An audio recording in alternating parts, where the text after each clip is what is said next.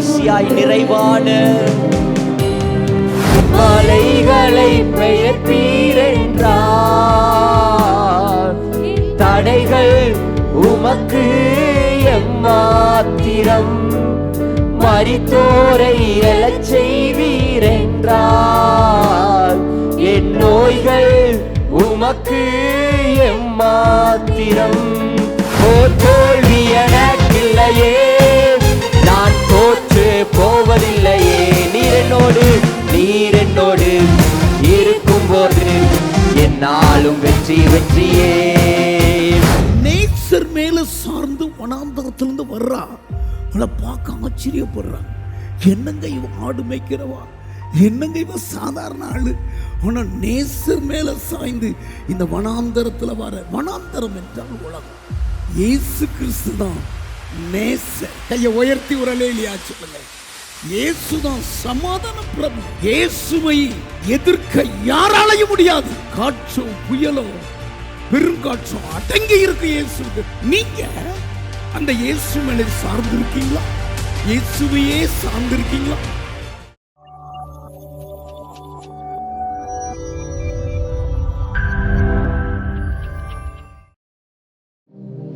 சங்கீதக்காரன் சொல்லுகிறான், உங்க பாதத்துல தான்ப்பா எனக்கு மகிழ்ச்சி, உங்க சமூகத்துல தான் எனக்கு நிறைவு.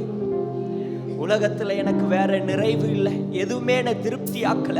என்னை திருப்தி ஆக்கக்கூடியது உங்களுடைய சமூகம் மட்டுமே. உங்க பிரசன்னம் தான் என்னை நிரப்புது. உங்க பிரசன்னம் தான் எனக்கு சந்தோஷத்தை தருகிறது. ரெண்டு கரங்களை உயர்த்தி, முன்னே எனக்கு நிறைவான மகிழ்ச்சி உண்டு, அருகில் எப்போதும் நித்திய பேரின்பம் உண்டு. ஆண்டவரை பார்த்து, முன்னே எனக்கு நிறைவான மகிழ்ச்சி உண்டு, அருகில் எப்போதும் நித்திய பேரின்பம் உண்டு. நிறைவான மகிழ்ச்சி நீரே, நித்திய பேரின்பமே. நிறைவான மகிழ்ச்சி நீரே, நித்திய பேரின்பமே. ஆராதனை உமக்கே, நாளெல்லாம் ஆராதனை.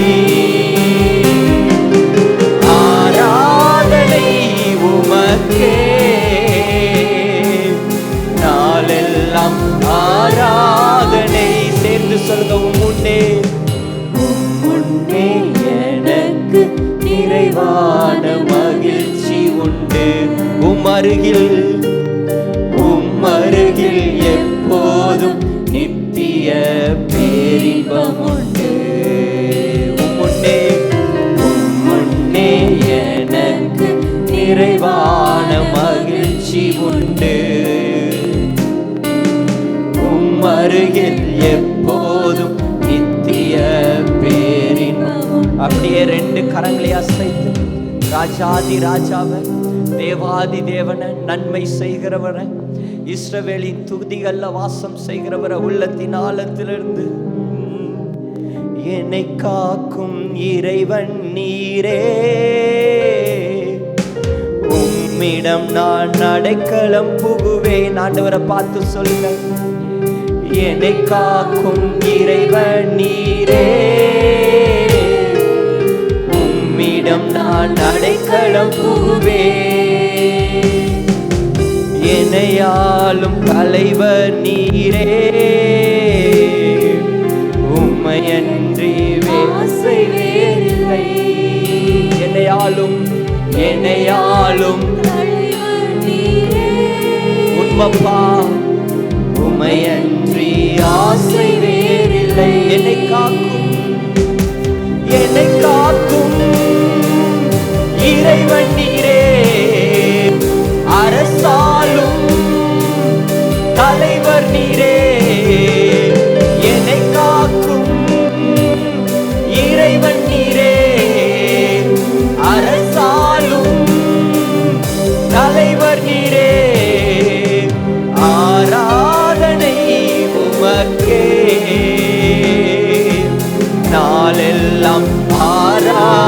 ஆராதனை ஆராதனை உமக்கே, நாளெல்லாம் ஆராதனை. முன்னே எனக்கு நிறைவான மகிழ்ச்சி உண்டு, அருகில் எப்போதும் நித்திய பேரின்பம். ஒரு தேவ மகிமை, ஒரு தேவ பிரசனம் இறங்கி கொண்டிருக்கிறது.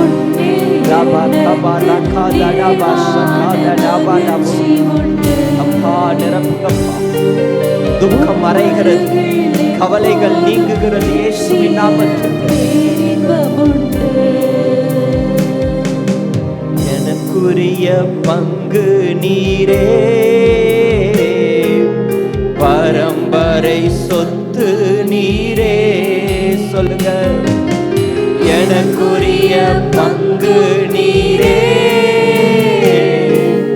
பரம்பரை சொத்து நீரே. ஆலோசனை ஆலோசனை தரும் தகப்பனே, இரவும் பகலும் பேசும் தெய்வமே.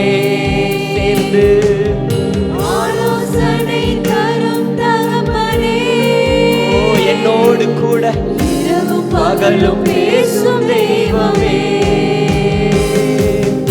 எனக்குரிய பங்கு நீரே, பரம்பரை சொத்து நீரே. அப்பாவை பார்த்து நீங்க அப்பா, எனக்கு அப்பா, ஓ என்னுடைய பரம்பரை சொத்து நீரே, சொத்து நீரே. ஆராதனை உமக்கே, நாளெல்லாம் ஆராதனை ஆராதனை ஆராதனை உமக்கே, நாளெல்லாம் ஆராதனை. எனக்கு நிறைவான மகிழ்ச்சி உண்டு, உமருகில் எப்போதும் நித்திய பேரின்பம் உண்டு. முன்னே எனக்கு நிறைவான மகிழ்ச்சி உண்டு, உம்மருகில் எப்போதும் நித்திய பேர். கடைசியாய் நிறைவான மகிழ்ச்சி நீரே, நித்திய பேரின்பமே. நிறைவான மகிழ்ச்சி நீரே அப்பா. எல்லாரும் சேர்ந்து சொல்லுவோமா? ஆராதனை உமக்கே, நாளெல்லாம் ஆராதனை. கரங்களை அசைத்து ஆராதனை உமக்கே, ராஜாதி ராஜாவுக்கு நாளெல்லாம் ஆராதனை ஆராதனை உமக்கே, நாளெல்லாம் ஆராதனை ஆராதனை உமக்கே, நாளெல்லாம் ஆராதனை ஆராதனை ஆராதனை உமக்கே, நாளெல்லாம் ஆராதனை. நல்ல கரங்களை தட்டி தேவனை மகிமைப்படுத்துவோமா? என் ராஜாதி ராஜாவுக்கு ஆராதனை, என் தேவாதி தேவனுக்கு ஆராதனை, கர்த்தாதி கர்த்தருக்கு ஆராதனை, மகிழ்ச்சியை தருகிறவருக்கு ஆராதனை, வாழ வைக்கும் வல்லலுக்கு ஆராதனை, நம்பிக்கைக்குரியவருக்கு ஆராதனை.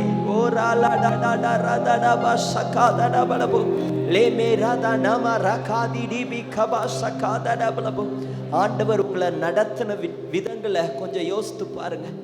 எத்தனை போராட்டம், எத்தனை பாடுகள், இதன் மத்தியில நிர்மூலமாகாமல் உங்களை நிலைத்திருக்க வைத்திருக்கிறார்கள். அழிஞ்சு போகாம இதுவரைக்கும் உங்களை காத்து கொண்டு இருக்கிறார்கள். ஓ அவ்வளவுதான் முடிகிற நேரத்துல எல்லாம் கலங்காத மகனே. ஒரு சில தீர்மானங்கள், ஒருவேளை உன்னுடைய தீர்மானங்கள் தவறாயிருக்கலாம். ஆனா நான் உன்னை விட்டு விலக மாட்டேன், நான் உன்னை ஒருபோதும் கைவிட மாட்டேன்னு உங்களுடைய கையை பிடிச்சு நடத்துகிறாரே. அத்திமரம் கனிதராமல் இருந்ததாம், எந்த ஒரு பலனும் இல்லாம இருந்ததாம். அப்போ எஜமான் வந்து சொல்லுகிறார், இந்த அத்திமரத்தை வெட்டி போட்டுருங்க, அதனால பயன் இல்லையே. ஆனா வேலைக்காரன் சொல்லுகிறான், இன்னும் இந்த ஒரு வருடம் இந்த அத்திமரம் இருக்கட்டும், இது நிச்சயம் பலன் கொடுக்கும், இது நிச்சயம் கனி கொடுக்கும். இதே நம்பிக்கையில் கர்த்தர் உங்களை அழைச்சிருக்கிறார். இதே விசுவாசத்தில் அந்த கர்த்தர் உங்களை இன்னும் நிலைச்சு நிற்க வைத்திருக்கிறார். இதுவரைக்கும் நீங்க ஆண்டவருக்கு எந்த ஒரு கனியும் கொடுக்காம இருக்கலாம், ஆனா இன்னும் கர்த்தர் உங்களை விடாம உங்க கூடவே இருக்கிறாரு. அதற்கு காரணம் நீங்க நல்லவனோ இல்லை, இல்ல வேற ஆட்கள் இல்லாம இல்லை, இல்லை.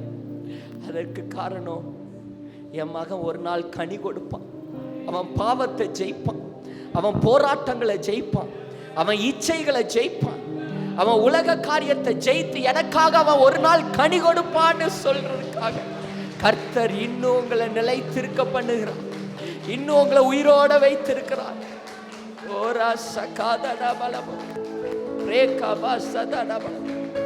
இதை நான் அடிக்கடி நினைப்பேன், இதை நான் என்னுடைய லைஃப்ல நான் அடிக்கடி நினைப்பேன். ஏதோ வேற ஊழியக்காரங்க இல்லைன்ட்டு கர்த்தர் என்னை அழைக்கல, இல்ல நான் நல்லவன்கிறனால கர்த்தர் என்னை அழைக்கல, அவருக்கு என்னை தவிர வேற யாரும் கிடைக்கலங்கிறதுனால எல்லாம் இல்லை, இல்லை.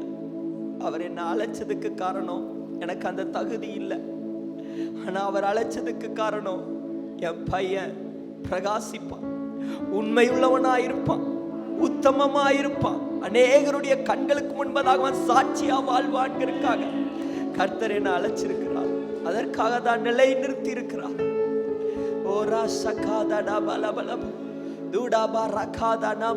நிலை நிற்கிறவனுக்கு அவர் உதவி செய்ய வல்லவராயிருக்கிறார். அவர் மேல நம்பிக்கையாய் இருக்கிறவங்களை கர்த்தர் விடவே மாட்டார், அவர் உதவி செய்வார். உறுதியா இருக்கிறவங்களுக்கு கர்த்தர் உதவி செய்வார். பின்வாங்கி போறவங்களை ஆண்டவர் ஏங்குவார், கலங்குவார்.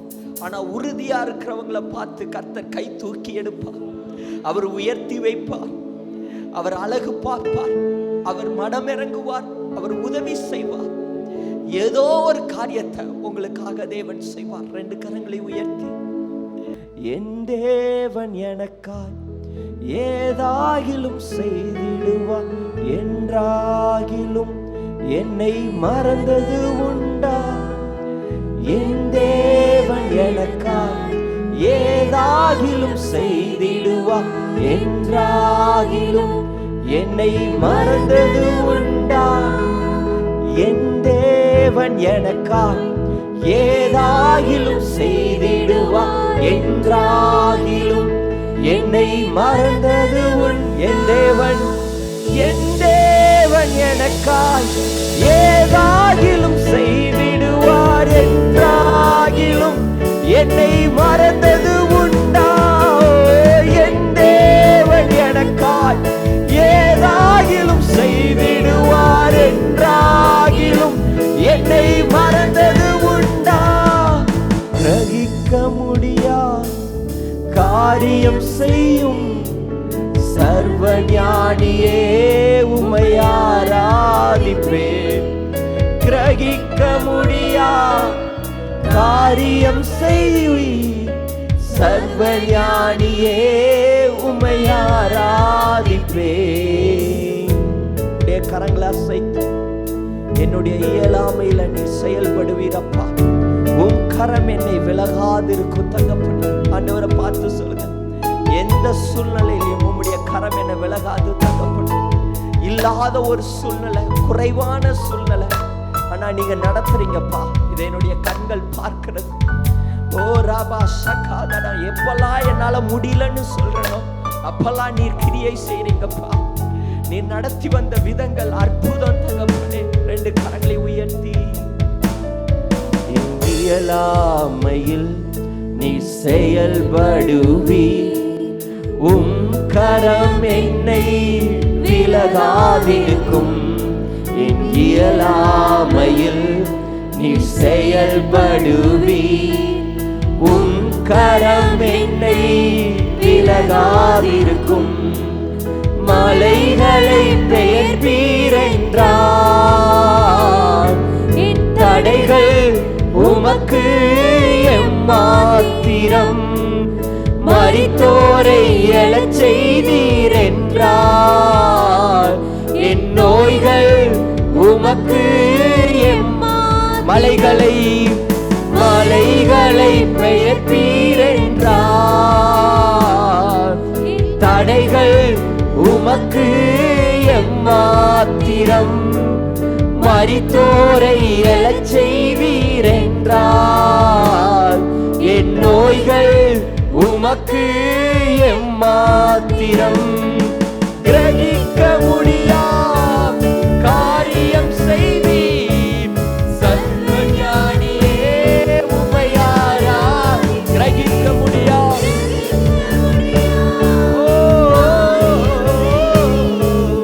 சர்வஞானியே உமையாராதிப்பேன். சொல்லுங்க. என் தேவன் எனக்கா ஏதாயிலும் செய்திடுவார். என்றாகிலும் என்னை மறந்தது உண்டா? என் தேவன் எனக்காய் ஏதாகிலும் செய்திடுவார். என்றாகிலும் என்னை மறந்தது உண்டா? என் தேவன் எனக்காய் ஏதாகிலும் செய்திடுவார். என்றாகிலும் என்னை மறந்தது உண்டா? என் தேவன் எனக்காய் ஏதாயிலும் செய்திடுவார். என்றாகிலும் என்னை மறந்தது உண்டா? நல்ல கரங்களை தட்டி தேவனை மகிமைப்படுத்துவோமா? உண்மைப்பா, நீர் ஏதோ ஒரு காரியத்தை செய்ய போகிறதற்காக எமக்கு நன்றி. ஏதோ ஒரு கிரகிக்க முடியாத காரியம், என்னுடைய சிந்தைக்கு எட்டாத ஒரு காரியம் நீர் எனக்கு முன்பதாக நீர் செய்ய போகிறதற்காக நன்றி. விசுவாசிக்கிறவங்க ஒரு அல்லேலூயா சொல்லுங்க. அல்லேலூயா. லாபா ரகாதை நீமி கபா சகாதா பலம். நல்ல கரங்களை தட்டி தேவனை மகிமைப்படுத்துவோமா? ஓ ரே லே நா நா நா ரகாதி டிபி கபா ரகாதா பலம். தூனாமா சகாதி நீமி கபா ரகாதா பலம். கொஞ்ச நேரம் எல்லா வாய்களை திறந்து அந்நிய பாஷை பேசுங்க. லீபி கமா ரகாதா பலம். நல்ல வாய்களை திறந்து அந்நிய பாஷையில பேசுறவங்க அந்நிய பாஷையில பேசுங்க. ஒரு தேவ வல்லமை ஊற்றப்பட்டு கொண்டு இருக்கிறது. ஒரு அக்கினி ஊற்றப்பட்டு கொண்டு இருக்கிறது. என்னை பலப்படுத்துகிற கிறிஸ்துவினாலே எல்லாவற்றையும் செய்ய எனக்கு பலன் உண்டு என்ற வார்த்தையின் பிரகாரம் ஒரு புதிய பலன், ஒரு புதிய ஆரோக்கியம், ஒரு புதிய வழி, ஒரு புதிய வாசலை தேவன் திறக்கிறார். லேஷா ரகாதி டிபி கபா ரகாதா பலம். ஹல்லேலூயா, ஹல்லேலூயா. கரங்களை உயர்த்தி சொல்லுங்க. நான் தெரிந்து கொள்ளப்பட்டவன், நான் மீட்கப்பட்டவன், நான் முத்தரிக்கப்பட்டவன், நான் ஆசீர்வதிக்கப்பட்டவன், நான் மன்னிக்கப்பட்டவன், நான் ஏற்றுக்கொள்ளப்பட்டவன், நான் அழைக்கப்பட்டவன். சத்தியம் என் கச்சை, நீதி என் மார்க்கவசம், விசுவாசம் என் கேடகம், வசனம் என் பட்டயம். எனக்கு விரோதமாய் மந்திரம் இல்லை, எனக்கு விரோதமாய் குறி சொல்லுதல் இல்லை. நான் இஸ்ரவேல், நான் கர்த்தரால் பிரித்தெடுக்கப்பட்டவன், இயேசுவின் இரத்தத்தினால கழுவப்பட்டவன். விசுவாசிக்கிறவங்க நல்லா கரங்களை தட்டி ஹல்லேலூயா, ஹல்லேலூயா, ஆமென். பக்கத்துல இருக்கவங்கள பார்த்து சொல்லுங்க, குனிஞ்சு நின்ற உங்க தலைய தேவன் உயர்த்த போகிறார். ஹல்லேலூயா, ஆமென். வெட்கப்பட்ட இடத்துல தேவன் உங்களுடைய தலையை உயர்த்த போகிறார். ஹல்லேலூயா, ஆமென். கரங்களை தட்டி சேர்ந்து பாடுவோம். என் கொம்பை உயர்த்தினீரே, என் தலையை உயர்த்தினீரே, நான் வெட்கப்பட்டு போவதில்லை, ஒரு நாளும் வெட்கப்பட்டு போவதில்லை. ஹல்லேலூயா. சேர்ந்து பாடி தேவனை மகிமைப்படுத்துவோம். நல்லா கரங்களை தட்டி உணர்ந்து உற்சாகமாய் பாடுங்க.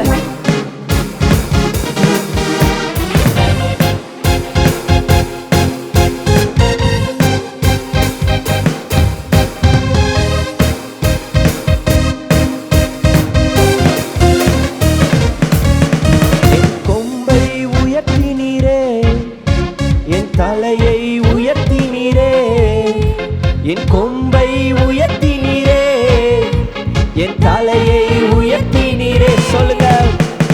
வெட்கப்பட்டு போவதில்லை, ஒரு நாளும் வெட்கப்பட்டு போவதில்லை. வெட்கப்பட்டு வெட்கப்பட்டு போவதில்லை, ஒரு நாளும் வெட்கப்பட்டு போவதில்லை. கொம்பை கொம்பை உயர்த்தினீரே, என் தலையை உயர்த்தினீரே. கொம்பை உயர்த்தினீரே, என் தலையை உயர்த்தினீரே. வெட்கப்பட்டு போவதில்லை, ஒரு நாளும் வெட்கப்பட்டு போவதில்லை. கமான், வெட்கப்பட்டு போவதில்லை, ஒரு நாளும் வெட்கப்பட்டு இப்ப நல்லா கரங்களை தட்டி, தோல்வி எனக்கில்லையே, நான் தோற்று போவதில்லையே. சத்தமாய், தோல்வி எனக்கில்லையே, நான் தோற்று மறுபடியும் சொல்லுங்க, தோல்வி தோல்வி எனக்கில்லையே, நான் தோற்று போவதில்லையே. ஓ, தோல்வி எனக்கில்லையே, நான் தோற்று போவதில்லையே. நீர் என்னோடு இருக்கும்போது என்னாலும் வெற்றி வெற்றியே. நீர் என்னோடு இருக்கும்போது என்னாலும் வெற்றி வெற்றி. தோல்வி தோல்வி எனக்கில்லையே, நான் தோற்று போவதில்லையே. தோல்வி எனக்கில்லையே, நான் தோற்று போவதில்லையே. நல்ல கரங்களை தட்டி தேவனை மகிமைப்படுத்துவோமா? ரெண்டு கரங்களை உயர்த்தி ஆண்டவரை பார்த்து, என் கொம்பை உயர்த்தினீரே, என் தலையை உயர்த்தினீரே. விசுவாசத்தோடு, என் கொம்பை உயர்த்தினீரே, என் தலையை உயர்த்தினீரே. வெட்கப்பட்டு போவதில்லை, ஒரு நாளும் வெட்கப்பட்டு போவதில்லை. வெட்கப்பட்டு போவதில்லை, ஒரு நாளும் வெட்கப்பட்டு போவதில்லை. பரலோக தகப்பனே, இந்த வார்த்தைக்காக உமக்கு நன்றி.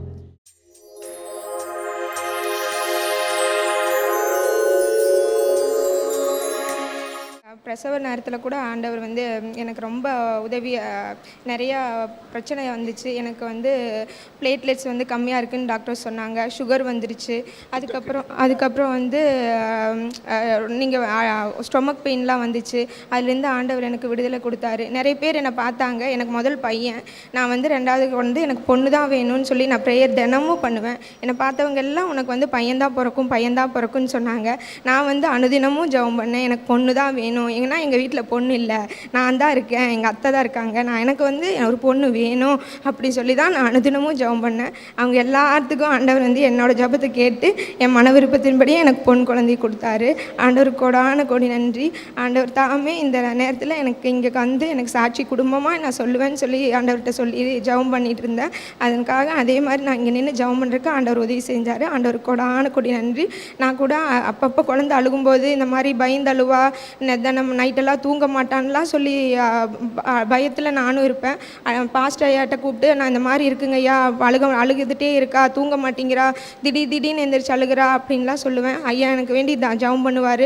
ஆனால் குழந்தை இப்போ நல்லா தூங்குறா, நல்லா இருக்கா. ஆண்டவர் கோடான கோடி நன்றி. ஆண்டவருக்கு தாமே இந்த நேரத்தில் நான் நன்றி செலுத்துக்கிறேன். ஆண்டவருக்கு சாட்சியாக நிறுத்திருக்கிறதுனால கருத்துருக்கு நன்றி செலுத்துக்கிறேன். நான் ரொம்ப நாளாக கஷ்டப்பட்டுட்டு தான் இருந்தேன். பஸ்ஸில் இருந்து விழுந்து இடுப்பு போச்சு. அப்புறம் ஐயா கிட்ட ஜெபம் பண்ணிகிட்டு இருந்தேன். அப்புறம் டாக்டர்கிட்ட போய் இப்போ 10-15 வருஷம் ஆச்சு. நடக்கவே என்னால் முடியாது. அதுலேயுமே எனக்கு ஆண்டவர் ஆப்ரேஷன் பண்ணி கர்த்தர் கூட இருந்து என்னை பாதுகாத்து வழி நடத்தி எனக்கு சுகத்தை கொடுத்ததுக்கு, நல்லா நடக்கிறதுக்கு, ஆரோக்கியத்தை கொடுத்ததுக்கு கர்த்தருக்கு கோடான கோடி நன்றி செலுத்துக்கிறேன் சாமி. கர்த்தருடைய பரிசுத்த நாமத்துக்கு ஸ்தோத்திரம். நாங்கள் ஆண்டிப்பாளையத்தில் நான் 5th படிக்கும்போது கோயம்புத்தூர் போனேன். அங்கே ஹாஸ்டலில் பாஸ்டர் சேர்த்து விட்டார். அங்கே படித்து ஒரு சாதாரண கூரை வீட்டில் தான் இருந்தோம். நாங்கள் போகும்போது ஒரு பட்டா இல்லாத இடத்துல ஒரு சாதாரண ஒரு இதில் தான் இருந்தோம். கர்த்தரை நான் வந்து எப்போவுமே கர்த்தரை முழுசாக நம்பிடுவேன். ஏன்னா எனக்கு இது வரைக்கும் வந்து மனுஷங்க சப்போர்ட் யாருமே கிடையாது. ஸோ இது வரைக்கும் நான் அவர் வந்து கொஞ்சம் கூட ஒரு துளியும் கூட அவர் மேலே நம்பிக்கை இல்லாமல் இருக்க மாட்டேன். ஃபுல்லாக 100% அவர் மேலே விசுவாசத்தை வச்சுட்டு நான் டெய்லி கன்ஃபஸ் பண்ணிகிட்டே இருப்பேன். ஸோ நாங்கள் அங்கே போய் கோயம்புத்தூர் போய் 20 வருஷம் ஆச்சு. இப்போ சபையில் வெளியில் எல்லாத்து முன்னாடியும் கர்த்தர் எங்களை பயங்கரமாக ஆசீர்வதித்து படிப்படியாக எங்களை உயர்த்தி நல்ல நிலைமையில் கர்த்தர் எங்களை ஆசீர்வாதமாக வச்சுருக்கிறாரு. நான் ஒர்க் பண்ணுற கம்பெனி அப்படி தான், வேர்ல்ட்லேயே டாப் 10 இருக்கிற கம்பெனியில் ஒரு நல்ல பொசிஷனில் கர்த்தர் எனக்கு வேலை கிடைக்க செய்து கோவிட் டைமில் தான். ஸோ ரொம்ப ஆசீர்வாதமாக வச்சுருக்கிறார், உயர்த்திருக்கிறார். கர்த்தருக்கே கோடான கோடி நன்றி.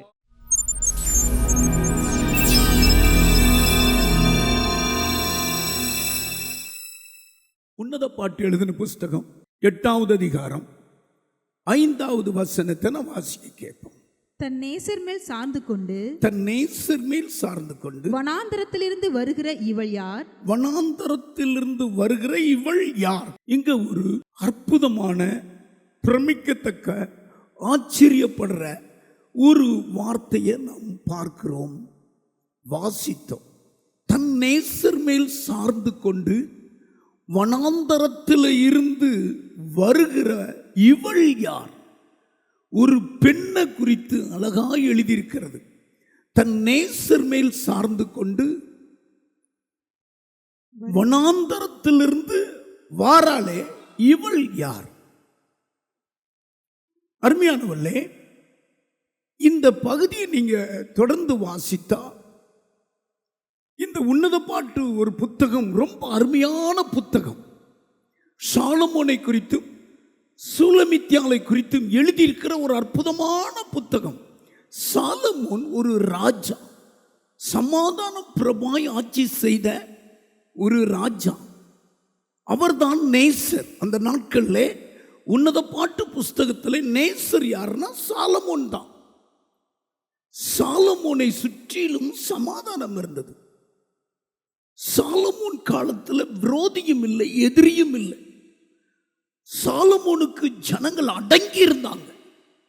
ஆனால் அதே நேரத்தில் ஆடு மேய்க்கிறவா, ஒரு சாதாரண ஆடு மேய்க்கிற ஒரு பெண்ணு, சுலமித்யாலை குறித்து எழுதுனா தோட்ட வேலை செய்கிற சாதாரண ஒரு பெண், ஆடு மேய்க்கிற பெண், ஆட்டு இடைச்சின்னு சொல்லுவாங்க.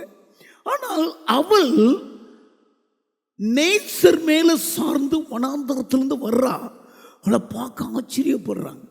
என்னங்க இவ ஆடு மேய்க்கிறவா, என்னங்க இவ சாதாரண ஆளு, ஆனால் நேசர் மேல சாய்ந்து இந்த வனாந்தரத்தில் வர. வனாந்தரம் என்றால் உலகம், வனாந்தரம் என்றால் சோதனை, வனாந்தரம் என்றால் அது ஒரு போராட்டமான இடம், வனாந்தரம் என்றால் விரும்பின காரியம் கிடைக்காத இடம், மரங்கள் செடிகள் பார்க்காத ஒரு இடம். ஆனா தன் நேசர் மேலே சார்ந்து இந்த வனாந்தரத்திலிருந்து மகிழ்ச்சியோடு வருகிறார். எல்லாரும் பார்க்குறாங்க இடம் வனாந்தரம் தான், ஆனால் அவள் சார்ந்திருக்கிறது நேசரை சார்ந்திருக்கிறார். உங்களுக்கு தெரியுமா, இயேசு கிறிஸ்து தான் நேசர். கையை உயர்த்தி ஒரு அல்லேலூயா சொல்லுங்க. இயேசு தான் சமாதான பிரபு. இயேசுவை எதிர்க்க யாராலையும் முடியாது. காற்றும் புயலோ பெருங்காற்றும் அடங்கி இருக்கு இயேசுக்கு. அவர்தான் நேசர். இயேசுவுக்கு பிதா ஒரு பேர் வச்சார். கவனிங்க, ஞானஸ்தான தொட்டியில் இருக்கிற பொழுது ஒரு அடையாளம், வானத்திலிருந்து புறாவை போல இறங்கி ஆவியானவர் வாராரு. ஒரு சத்தம், இவர் என் நேசகுமாரன், இவரே என் நேசகுமாரன். இன்னும் வெளிப்படைய அழகா மத்தேயு எழுதின புஸ்தகம் 12வது அதிகாரம் 18வது வசனத்தை வாசிக்க கேட்போம். இதோ நான் தெரிந்து கொண்ட என்னுடைய தாசன். பிதா அழகா சொல்லுகிறார் இயேசுவை பற்றி. நான் தெரிந்து கொண்ட என்னுடைய தாசன், என் ஆத்துமாவுக்கு பிரியமாய் இருக்கிற என்னுடைய நேசன். என் ஆத்துமாவுக்கு இவர்தான் பிரியமான என்னுடைய நேசன். என் ஆவியை அவர் மேல் அமர பண்ணுவேன், என் ஆவியை அவர் மேல் அமர பண்ணுவேன். அவர் புறஜாதிக்கு நியாயத்தை அறிவிப்பார். கைகளை தட்டி கர்த்தரை மகிமைப்படுத்துங்க. இயேசுதான் நேசர். தன் நேசர் மேலே சார்ந்து கொண்டு வனாந்தரத்திலிருந்து வருகிற இவள் யார்? இவள் தான் சபை. இவள் தான் உங்களை என்னையும் குறிக்கிறது, மணவாட்டி. இவள் தான் சபை. பக்கத்தில் பார்த்து சொல்லுங்க, இவள்னு எழுதியிருக்கிற இடம் நீங்க தான். உங்களை தான் குறிக்கிறது, உங்களை தான் சொல்றாரு. நீங்க அந்த இயேசு மேலே சார்ந்திருக்கீங்களா? இயேசுவையே சார்ந்திருக்கீங்களா? அருமையானவர்களே, வனாந்தரம் என்றால் எகிப்திலிருந்து வெளியே வந்தாங்கல்லவா, இவங்கெல்லாம் வனாந்தரத்தில் தான் வந்தாங்க. கானானை மிதிக்கும் வரைக்கும் வனாந்தரம் தான், 40 ஆண்டு வனாந்தரம் தான். ஆனால் அழைத்த தேவன் அவர்களை அற்புதமாய் நடத்தினார். கையை உயர்த்தி அற்புதமாய் நடத்தினார். என் பேச்சை கேட்டு அந்த பாவத்தை விட்டு வந்துட்டாங்களே, ஆனால் வனாந்தரம் தான் இவங்களுக்கு வானத்திலிருந்து மன்னாவை கொடுத்து போஷித்தார். அது கொத்தமல்லி அளவுதான் இருந்தது, சாப்பிட்டா வயிறு நிறையுது, தேனிட்ட பணியாரம் போல இருந்தது. யாத்திராகமம் எழுதின புஸ்தகம் 16வது அதிகாரம் 31வது வசனத்தை வாசிக்க கேட்போம். இஸ்ரவேல் வம்சத்தார் அதற்கு மன்னா என்று பெயரிட்டார்கள். அது கொத்தமல்லி அளவாய் வெண்மையுமாயும் இருந்தது. அதன் ருசி தேனிட்ட பணிகாரத்திற்கு ஒப்பாய் இருந்தது. அந்த மன்னா கவனிங்க, வனாந்தரம் தான், ஆனா போஷித்தது அற்புதமா போஷித்தார். போஷித்தது அற்புதமாய் போஷித்தார். சீசர்கள் ஒரு வார்த்தை ஆண்டவர்கிட்ட கேட்டாங்க, ஆண்டவரே நேரமாயிட்டு, இருட்டாயிற்று, நம்ம இருக்கிற இடமோ வனாந்தரம், இவங்களை சாப்பிட்றதுக்கு அனுப்பும். ஆண்டவர் சொன்னார், பட்டினியாய் அனுப்புனா. இயேசு சொன்னார் பாருங்க, இவங்க வழியிலே சோர்ந்து போவாங்க, இவங்களை நீங்களே போசிங்க. ஐயோ நாங்க எங்க போசிங்க, என்ன இப்படி கேட்குறீங்க? ஒரு பையன்கிட்ட சொல்லுங்க, 2 மீன் 5 வனாந்தரமா உட்கார சொல்லி, அப்படி 50 பேரா உட்கார்ந்த சாப்பிட்ட புருஷர் எத்தனை?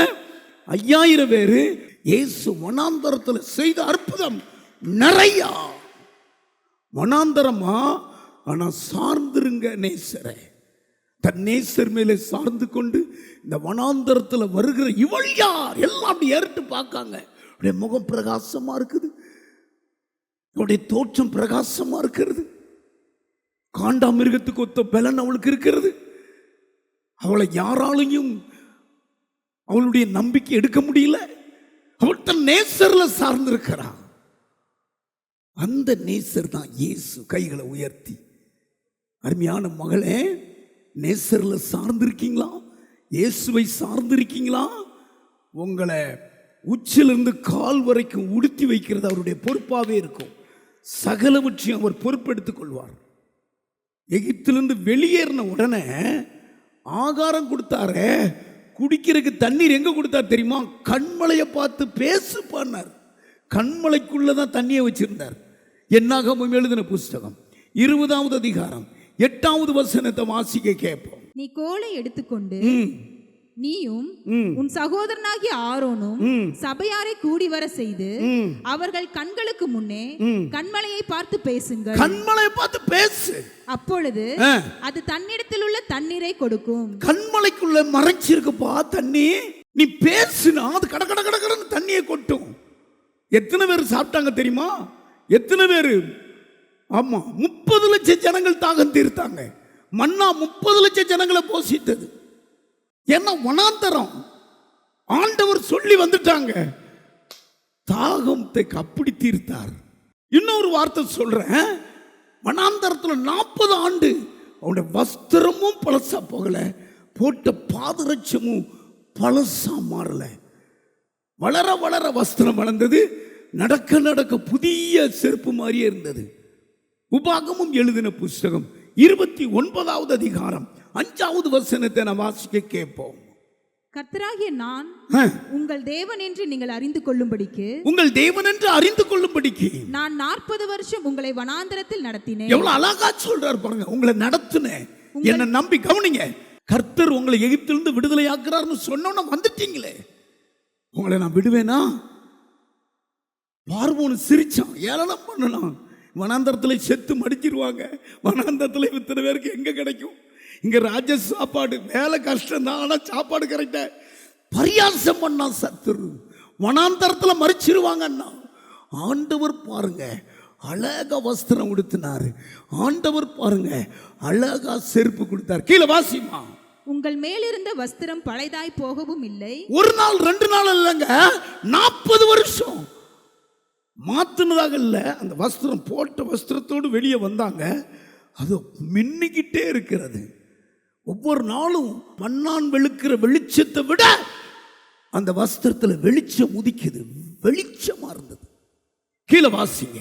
உங்கள் காலில் இருந்த பாதரட்சைகள் பழையதாய் போகவும் இல்லை, பழசா போகவும் இல்லை, பலதாய் போகவில்லை, அந்து போகவில்லை, பிஞ்சு போகவில்லை, அதுவும் வளர்ந்தது. காரணம் நேசர் செய்தார். கையை தட்டி கர்த்தரை மகிமைப்படுத்துங்க.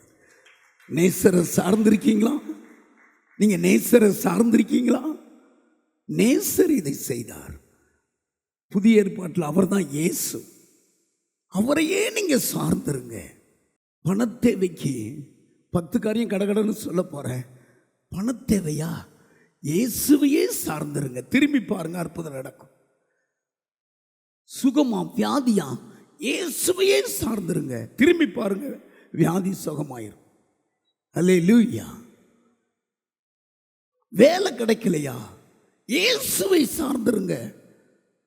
அற்புதமான ஒரு வாசலை திறப்பார். திருமண காரியம் நடக்கலையா? இயேசுவை சார்ந்துருங்க. அதன் காலத்தில் நேர்த்தியா ஏற்ற ஜோடியை கொண்டு வருவார். கைத்தட்டி கர்த்தரை மகிமைப்படுத்துங்க. எலியேசர் சொல்றார், போற இடம் என்னன்னு தெரியல, ஆனா அவர் சொல்றார், நேர்த்தியா என்ன கர்த்தர் கொண்டு வந்து நிறுத்தினார். என் எஜமானின் தேவனை ஆராதிக்கிறேன்னு சொல்றார்.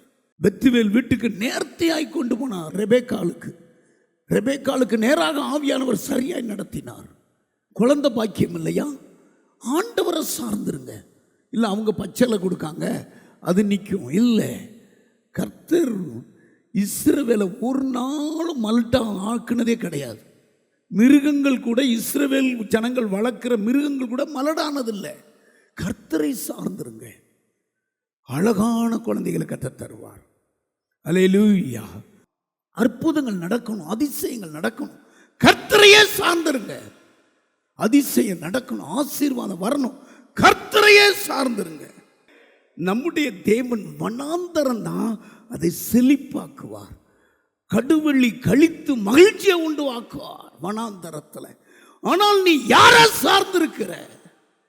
நேசரை சார்ந்துக்கோ, இயேசுவை சார்ந்துக்கோ. முதலாவது, தேவனை சார்ந்து கொள்ளும் பொழுது போகிற இடமெல்லாம் அனுகூலமாய் மாறிவிடும். தடை இருக்காது, பிரச்சனை இருக்காது. போற இடமெல்லாம் உங்கள் காரியம் அனுகூலமாய் மாறிவிடும். வாசிங்க 2 ராஜாக்கள் எழுதின புஸ்தகம் 18வது அதிகாரம் 6வது 7வது வசனத்தை வாசிக்க கேட்போம். சீக்கிரம். அவன் கர்த்தரை விட்டு பின்வாங்காமல் அவரை சார்ந்திருந்து கர்த்தர் மோசேக்கு கற்பித்த அவருடைய கற்பனைகளை கைக்கொண்டு நடந்தான். ஆகையால் கர்த்தர் அவனோடு இருந்தார். அவன் போகிற இடம் எங்கும் அவனுக்கு அனுகூலமாயிற்று. எல்லாம் கையை தட்டி கர்த்தரை மகிமைப்படுத்துங்க. இந்த மனுஷனே யூதாவை ஆண்ட எசேக்கியா ராஜா. இவன் முன்னும் இருந்த ராஜா இப்படி சார்ந்திருக்கவில்லை. இவனை குறித்து ஒரு வசனம், 6வது வசனம் எல்லாரும் படிங்க பாப்பா. 6வது வசனம் எல்லாரும் படிங்க. அவன் கர்த்தரை விட்டு பின்வாங்காமல் அவரை சார்ந்திருந்து. இதான் முக்கியம், கவனிங்க. தன் நேசர் மேலே சார்ந்து கொண்டு வனாந்தரத்தில் வருகிற இவள் யார்? இந்த எசேக்கியா ராஜா 25 வயதுல ராஜ்யபாரம் கிரீடம் சூட்டப்பட்டது. இவன் 25 வயசுல ராஜாவாயிட்டான்னு பல எதிர்ப்புகள், பல போராட்டங்கள். ஆனாலும் கர்த்தரையே சார்ந்திருந்தான், பின்வாங்கவில்லை. ஜனங்கள் அஸ்திரத்தையும் தனக்கு இஷ்டமான காரியங்களை விட்டு விலகும் பொழுது வசனம் சொல்லுது, எசேக்கியா பின்வாங்கவில்லை, கர்த்தரை சார்ந்திருந்தான். போற இடமெல்லாம் எங்கு போனானோ அங்கு அனுகூலமாய் திறந்த வாசலை பார்த்தான். கையை உயர்த்தி. கர்த்தரை சார்ந்திருக்கிறியா? இந்த உலகம் எம்எல்ஏக்களை சார்ந்திருக்கிறது, எம்பிக்களை சார்ந்திருக்கு, எங்க மாமா கவுன்சிலர் சார்ந்திருக்கு, படிப்பை சார்ந்திருக்கு, பணத்தை சார்ந்திருக்கிறது. கர்த்தரை சாரல. நீங்களும் நானும் கர்த்தரை சார்ந்திருக்கணும். போற இடமெல்லாம் அனுகூலம் தான் நமக்கு. இதுவரைக்கும் வாசல் அடைச்சிருக்குதா? திக்கற்றவளா நிக்கிற, உங்ககிட்ட தப்பு இருக்குது. நீ ஆண்டவரை சார்ந்து கொள்ளவில்லை. நம்முடைய தேவன் எந்த இடத்துலையும் நின்று நம்மளை விடுவிக்கிற தேவன் அவர். இஸ்ரவேலின் தேவன் நம் நடுவில் இருப்பார், தீங்க காணாதிருப்பார். நம்முடைய தேவனை நீங்க சார்ந்துக்கோங்க, போற இடமெல்லாம் அனுகூலமாக இருக்கும். அல்லேலூயா, அல்லேலூயா. இயேசுவை சார்ந்து கொள்ளுங்க. கடல் கொந்தளிச்சது, காற்று பலமாய் இருந்தது, புயல் பலமா இருந்தது. இயேசுவை சார்ந்து கொண்டாங்க. அப்படியே டக்குன்னு எந்திரிச்சு சொல்ல, காற்றே, கடலே, புயலே, அமைதியாயிரு. டக்குன்னு அடங்கி போச்சு. என்ன அமைதியா இருக்கீங்க? வேதபாரகர் பரிசுத்தர், இவர் யாருங்க? காற்றுக்கும் கடலுக்கும் கட்டளை இடுகிறார், அமர்ந்து போச்சு. அவர்தான் உன் நேசர், அவர்தான் நம்முடைய இரட்சகர், அவர்தான் நம்ம தெய்வம். அவரை சார்ந்துக்கோங்க. பொய் சொல்லாத தேவன், மனம் மாறாத தெய்வத்தை நாம் ஆராதிக்கிறோம். தன் நேசர் மேலே சார்ந்து இந்த வனாந்தரத்தில் வருகிற இவள் யாருன்னு உனக்கு பேர் வைக்கட்டும். கொந்தளிப்பை அமர பண்ணுவார் இந்த நேசர். ஒரு குடும்பம், பக்தி உள்ள ஒரு குடும்பம், உபவாசம் போட்டு தாய் ஜோமனும். ஒரு டிகிரி முடிச்சுட்டார் அந்த தம்பி, வேலைக்கு கிடைக்கல, பெயிண்டிங் வேலைக்கு போனார். அப்பா அம்மா அப்படி கஷ்டப்பட்டு நம்மளை படிக்க வச்சுட்டாங்கன்னு ஒரு இன்ட்ரி வந்தது 3 வருஷம் கழிச்சு. அம்மா சொல்லிச்சு, நான் கவர்மெண்ட் ஒரு இன்ட்ரி வரணுன்னே நான் ஜோம் பண்ணிட்டு இருந்த மகனை வந்துருச்சு. ஜெபத்தோடு போ, கர்த்தரை சார்ந்துட்டு போ. ஆமா, கர்த்தர் உனக்கு என்ன சொல்றாரு அதை எழுதிட்டு வந்துரு. கரெக்டா சென்னைக்கு போனார். 20 பேர் வந்திருந்தாங்க, ஒரே ஒரு ஆள் வேலைக்கு. திடீர்னு அந்த சற்று 10 மணிக்கு திறக்க ஆரம்பிச்சது 20-25 பேர் வெளியே நிற்காங்க. மலை மலை மலை மலை போனாங்க. இந்த தம்பிக்குள்ள கர்த்தர் ஒரு உணர்வை கொடுத்தார். கீழே இருந்து இந்த படியை என்னன்னு ஆவியானவர் சொன்னார். 62 படி, 6வது மாடி. எல்லாம் கட கட கட கடன்னு முந்தி போட்டாங்க. இவருக்குள்ள ஒரு நிதானம் அப்படியே எண்ணிட்டு போனார். அதனால அங்கே சில கேள்வியில் தெரியாததெல்லாம் கேட்டிருக்காங்க.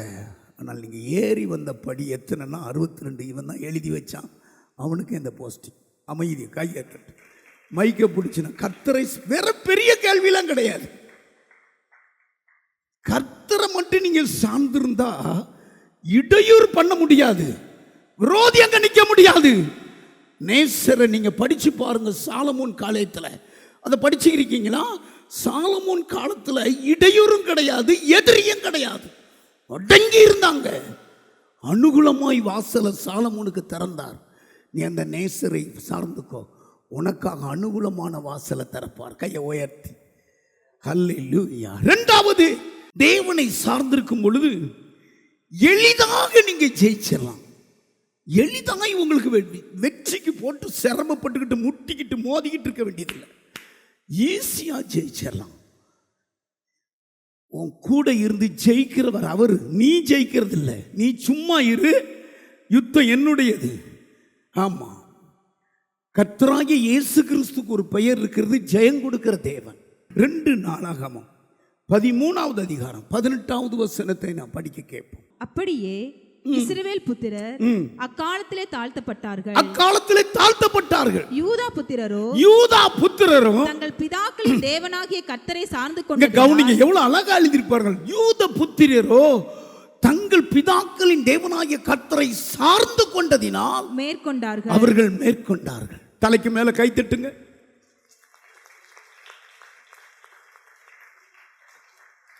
இங்க ஒரு மனுஷன் பொல்லாதவன், ஆரோன் கன்றுக்குட்டியை கொண்டு வந்தான். கர்த்தர் கோபம் கொண்டவன அந்த கன்றுக்குட்டியை உடைச்சி அரைச்சி மலையில் வர்ற தண்ணியில கரைச்சி போட்டுட்டான்.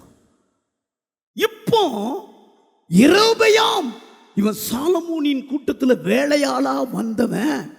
கவுனிங்க, இவனுடைய பேரை படிச்சிட்டீங்கன்னா அவ்வளவு பொல்லாதவன். இவன் 8 லட்சம் பேரை யுத்த வீரரை வச்சிருந்தான். இவங்கிட்ட 10 கோத்திரம் இருந்தது. இவன் பேரு யெரொபெயாம். சாலமோனுடைய மகன் பேரு ரெகேபெயாம். சாலமோன் காலத்துக்கு பிறகு அப்படி பிரிச்சிட்டான். கோத்திரம் கிட்ட இருந்தது. இந்த 2 கோத்திரத்தையும் யூதாவினுடைய ராஜா அபியா அந்த 2 கோத்திரத்தை நான் பிடிப்பேன் யுத்தம் பண்ணும் பொழுது யூதா கோத்திரம் கர்த்தரையே சார்ந்திருந்ததுனால மேற்கொண்டது. 3வது வசனம் வாசிங்க. 3வது வசனம். அபியா தெரிந்து கொள்ளப்பட்ட 4 லட்சம் பேராகிய பராக்கிரம தேவகரின் ராணுவ தலைவரை யுத்தத்திற்கு ஆயத்தம் பண்ணி கவனிங்க. அபியா யூதாவின் ராஜாவாகிய அபியா 4 லட்சம் பேர் தான் கையில வச்சிருந்தான். இந்த வசனம் முடிங்க.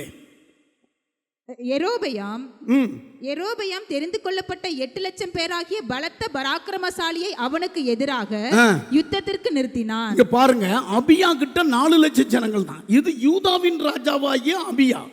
இவன் எரேபெயாம், இவங்கிட்ட 8 லட்சம் ஜனங்கள் இருந்தாங்க. இப்போ இந்த 8 லட்சம் ஜனங்களும் யூத ஜனங்களை அழிக்க பார்க்குறாங்க. ஆனால் வேதம் என்ன சொல்லுது தெரியுமா? அபியாவும் 4 லட்சம் பேர்களும் தேவனையே சார்ந்திருந்தாங்க. அவங்க மேற்கொண்டுட்டாங்க. 20வது வசனம் பார்த்தா எரேபெயாம கர்த்தர் அடிச்சதுனால செத்தே போனான். வாசிங்க. அப்புறம் அபியாவின் நாட்களில் எரோபெயாம் பலம் கொள்ள மாட்டாதே போய் கர்த்தர் அவனை அடித்ததினால் மரணம் அடைந்தான். கர்த்தர் அடிச்சு போட்டுருவாரு. பலத்தை நம்பி, படைய நம்பி, பணத்தை பார்க்கமே. கவனிங்க, உலகத்தில் நமக்கு போராட்டம் உண்டு, யுத்தம் உண்டு, எல்லாம் உண்டு. ஆனாலும் இயேசுவையே சார்ந்து கொள்ளுங்க. தோல்வி உண்டுன்னு நினைக்காதீங்க. தோல்வியில வெற்றி தருவார். ராம் முழுதும் பிரயாசப்பட்டு ஒரு மீன் கூட அம்பிடல. ஆனால் ஆண்டவர் அதில் அமர்ந்த உடனே ஆழத்தில் தள்ளி கொண்டு போடும். உங்களுடைய வார்த்தையின்படி போடுற தோத்து போன அதே கடல், ஒரு மீன் பிடிக்க முடியாத அதே வலை, கிழிந்து போகத்தக்க மீனை கொடுத்தார். 2 படகு அமிழ்ந்து போகத்தக்க மீனை கொடுத்தார். கையை தட்டுங்க பார்ப்போம். தோத்து போன இடத்துல ஜெயத்தை கத்த தருவார். சார்ந்துருங்க. பேதுரு மீன் பிடிக்கிறதுல சிறந்தவன். அவன் மீனவன். எந்த காற்று வீசினா எந்த மீன் பிடிக்கலான்னு அவனுக்கு தெரியும். ஆனா தோத்து போனானே, ஒரு மீன் ஆம்பிடலையே. வலையில ஓட்ட இருக்குன்னு வலையால சீக்கிட்டு இருக்கானே. ஆனால் இயேசுவுக்கு கீழ்ப்படிந்தான், இயேசுவை சார்ந்திருந்தான். தோத்து போன அதே கடல்ல அவ்வளவு மீன் கர்த்தர் கொடுத்தார். தோத்து போனீங்களா? ஒரு நாளும் கர்த்தருடைய பிள்ளைகள் சார்ந்துக்கோங்க. கர்த்தருடைய பிள்ளைகளுக்கு தோல்வியே கிடையாது. எப்பொழுதும் ஜெயந்தான். கையை உயர்த்தி ஆமேன்னு சொல்லுங்க. எப்பொழுதும் ஜெயந்தான். பவுல் சொல்றார், ஆமா, இயேசு கிறிஸ்து எங்களை எல்லா இடங்களிலும் எப்பக்கத்தில் எங்களுக்கு வெற்றியை தரார். எல்லா இடங்களிலும் எங்களுக்கு ஜெயத்தை தரார். ஆமா, ஜெயம் கொடுக்கிற தேவனுக்கு ஸ்தோத்திரம். கையை உயர்த்தி ஒரு அல்லேலியா சொல்லுங்க. மறுபடியும் ஒரு அல்லேலியா சொல்லுங்க. ஆண்டவர் உங்களுக்கு ஜெயம் தருவார். கர்த்தரை சார்ந்துருங்க, நீங்க ஜெயிச்சிருவீங்க. இன்றைக்கே நீங்க தோல்விக்கு காரணம் எழுதி வைங்க. நம்ம அவனை நம்பணும், இதை நம்பணும், எல்லாம் தோத்து போச்சு, மன்னிங்க ஆண்டவரே, நாங்கள் உங்களை சார்ந்துக்கிறோம், இயேசுவே உங்களை சார்ந்திருக்கிறோன்னு சொல்லுங்க. எல்லா காரியத்திலையும் உடைய கையை கர்த்தர் உயர்த்தி வைப்பார். ஹல்லேலூயா.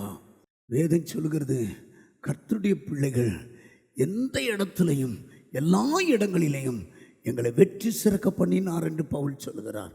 போகிற இடங்கள்லாம் உங்களுக்கு வெற்றியை தருவார், ஜெயத்தை தருவார். கையை உயர்த்தி ஒரு அல்லேலூயா சொல்லுங்க. 3வது ஒரு காரியத்தை சொல்லிட்டு நான் முடிக்கிறேன்.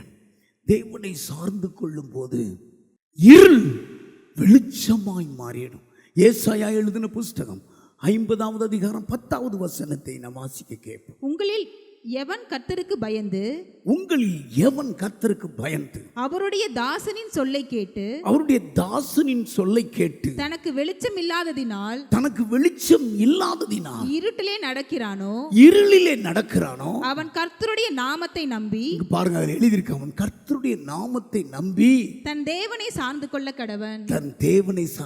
ஐயா, நான் இருளில் இருக்கிறேன் ஐயா, எனக்கு வாழ்க்கையில் வெளிச்சமே இல்லையே, ஐயோ என் வாழ்க்கை இருளாய் இருக்கிற நீங்க கர்த்தரை சார்ந்து கொள்ளுங்க. உங்க வாழ்க்கை இருள் மாறி வெளிச்சம் உதிக்கும். ஹல்லேலூயா. இருள் பிசாசுடைய கரத்திலிருந்து வருகிறது. பிசாசு தான் இருளுக்கு அதிகாரி, ஆனால் இயேசு வெளிச்சத்துக்கு அதிகாரி. கையை உயர்த்தி வெளிச்சத்தை கொண்டு வருவர் இயேசு. அவர் வெளிச்சத்தை கொண்டு வர ராஜா அவர்.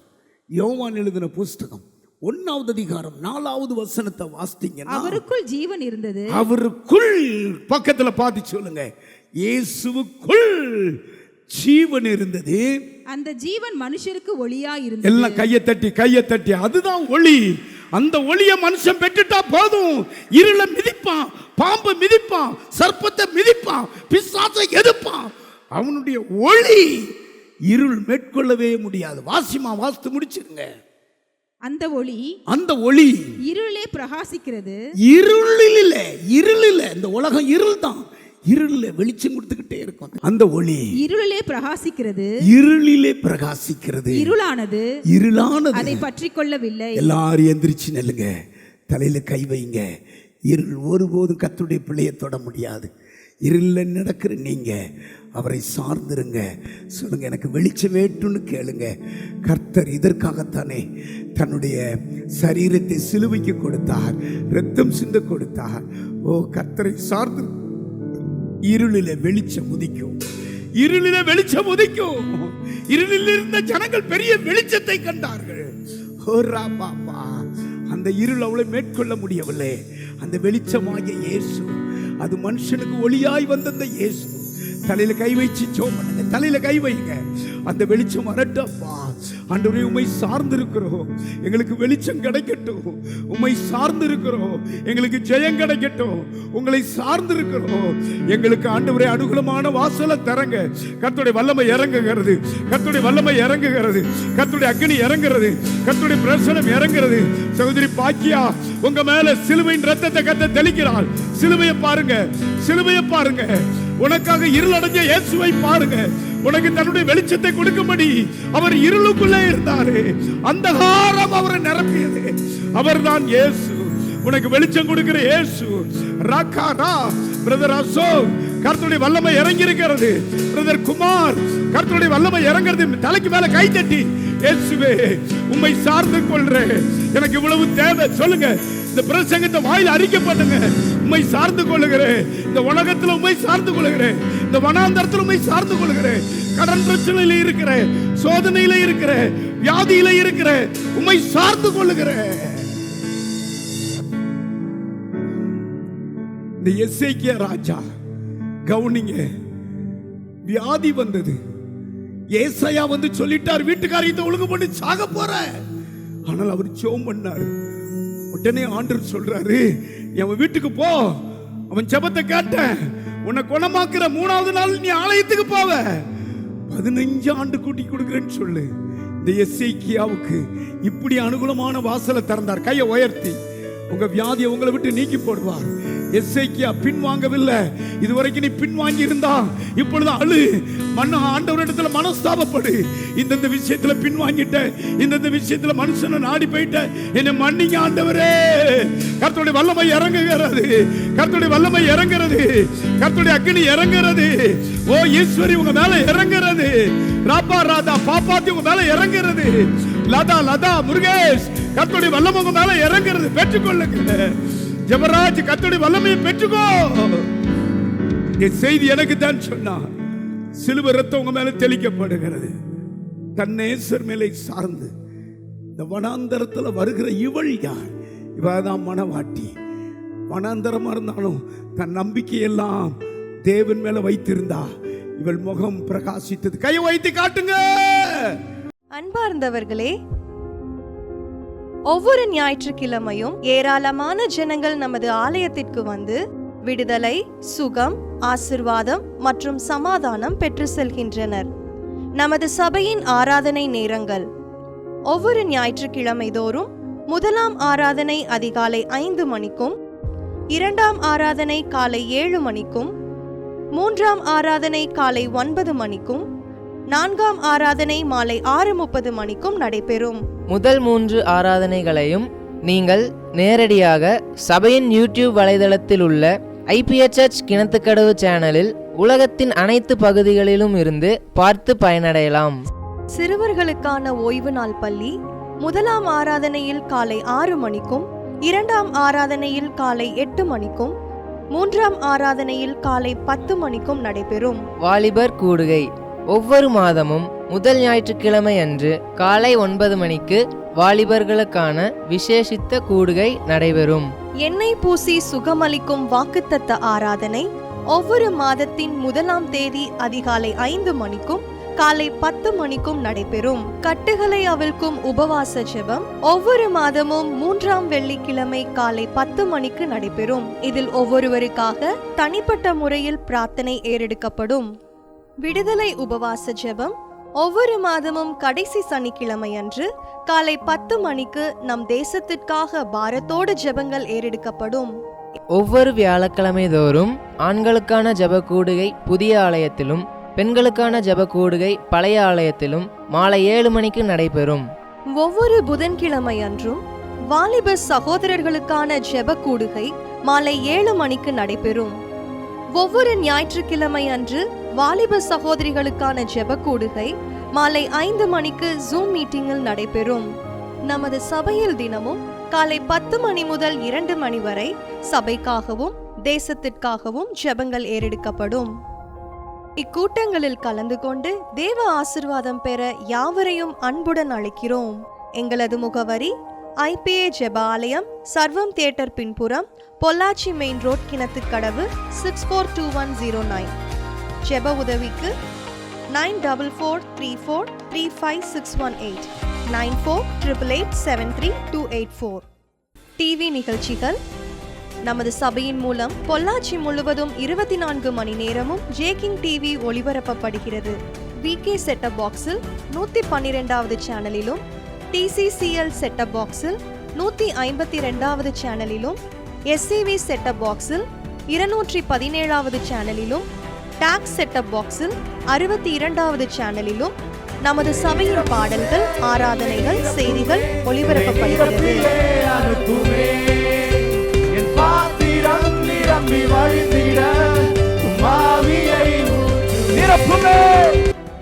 தமிழ்நாடு முழுவதும் பைபிள் டிவியில் தினமும் மாலை 6:30 மணிக்கும், பெனியல் டிவியில் தினமும் காலை 7:30 மணிக்கும் நமது சபையின் நிகழ்ச்சிகள் ஒளிபரப்பப்படுகிறது. இந்த டிவி ஊழியங்களின் மூலம் ஆயிரக்கணக்கான ஜனங்கள் ஆசிர்வதிக்கப்பட ஜெபித்துக் கொள்ளுங்கள்.